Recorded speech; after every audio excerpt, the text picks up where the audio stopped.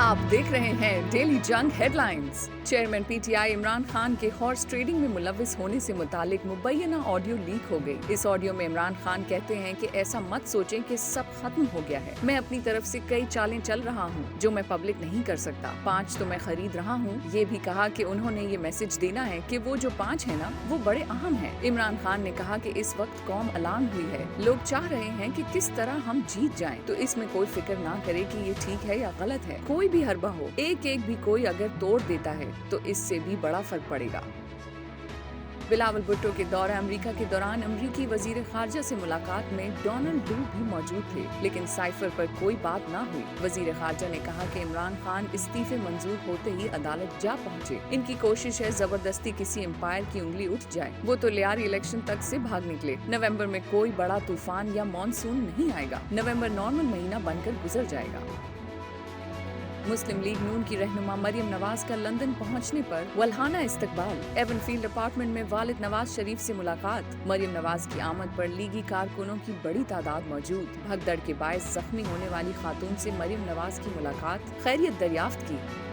पाकिस्तान की सह मुल्की T20 सीरीज में जीत के साथ एंट्री। क्राइस्ट चर्च में पाकिस्तान ने सीरीज के पहले मैच में बांग्लादेश को 21 रन से हरा दिया। 168 रन हदफ के ताक़ुब में बांग्लादेशी टीम 8 विकेट के नुकसान पर 146 रन बना सकी। फास्ट बॉलर मोहम्मद वसीम ने 3 और मोहम्मद नवाज ने 2 खिलाड़ियों को आउट किया। विकेट कीपर मोहम्मद रिजवान ने नाकाबिले शिकस्त 78 रन बनाए। बाबर आजम 22, शान मसूद ने 31 रन की इनिंग्स खेली।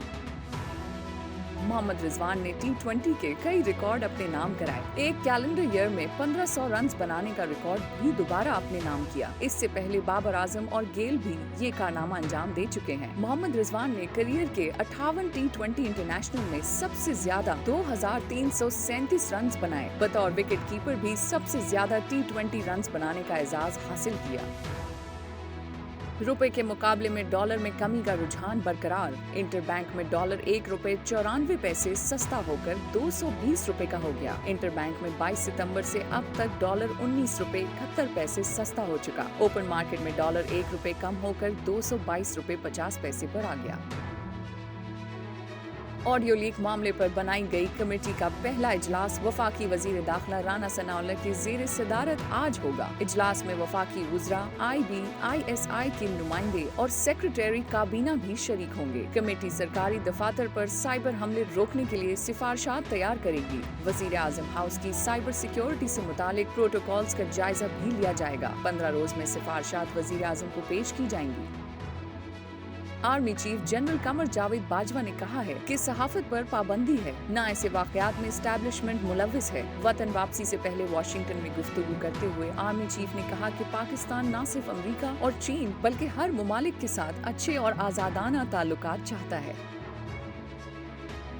सिंध में सैलाब से मुतासरा इलाकों में वबाई अमराज के वार जारी। खैरपुर में गैस्ट्रो में मुब्तला मजीद 2 खवातीन इंतकाल कर गयी। दादू में 6 साल की बच्ची और बुजुर्ग शहरी गैस्ट्रो के बायस जान की बाजी हार गए। जिला में मलेरिया, गैस्ट्रो, डायरिया से अमवात की तादाद 55 तक जा पहुंची।